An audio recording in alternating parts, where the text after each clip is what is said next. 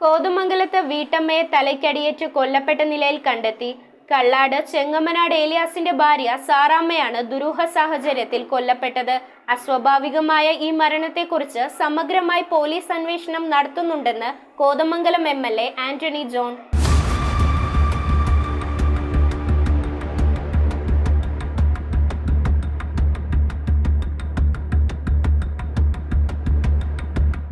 കള്ളാട് ചെമ്മനാട്ട് ഏലിയാസിന്റെ ഭാര്യ സാറാമ്മയാണ് കൊല്ലപ്പെട്ടത്. ഉച്ചയോടെയാണ് സംഭവം നടന്നത്. സംഭവ സമയത്ത് സാറാമ്മ വീട്ടിൽ തനിച്ചായിരുന്നു. ജോലി കഴിഞ്ഞ് തിരിച്ചെത്തിയ മരുമകളാണ് സാറാമ്മയെ വീടിനകത്ത് മരിച്ച നിലയിൽ ആദ്യം കണ്ടത്. സാറാമ്മ ധരിച്ചിരുന്ന സ്വർണ്ണാഭരണങ്ങൾ നഷ്ടപ്പെട്ടിട്ടുണ്ടെന്നാണ് പ്രാഥമിക നിഗമനം. കോതമംഗലം പോലീസ് സ്ഥലത്തെത്തി തുടർ നടപടികൾ സ്വീകരിച്ചു. സംഭവത്തെക്കുറിച്ച് സമഗ്രമായ അന്വേഷണമാണ് പോലീസ് നടത്തുന്നതെന്ന് സ്ഥലം സന്ദർശിച്ച ആന്റണി ജോൺ MLA പറഞ്ഞു.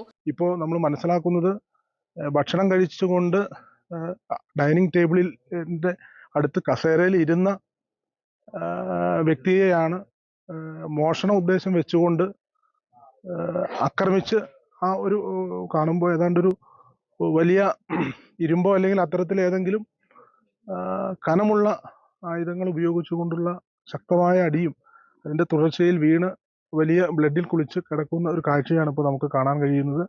പൊടി ചുറ്റും മഞ്ഞപ്പൊടി വിതറി ആകെ ബോഡിയുടെ ചുറ്റും മാത്രമല്ല അതിന് വീടിനുള്ളിൽ ആകെ പ്രദേശത്തും പിന്നിലൂടെ വാതിലൂടെ ഇറങ്ങിപ്പോയത് എന്നാണ് ഇപ്പോൾ നമ്മൾ കാണുമ്പോൾ മനസ്സിലാക്കുന്നത്. അവിടെ അടക്കം ഈ പൊടി വിതറിയിട്ടുണ്ട്.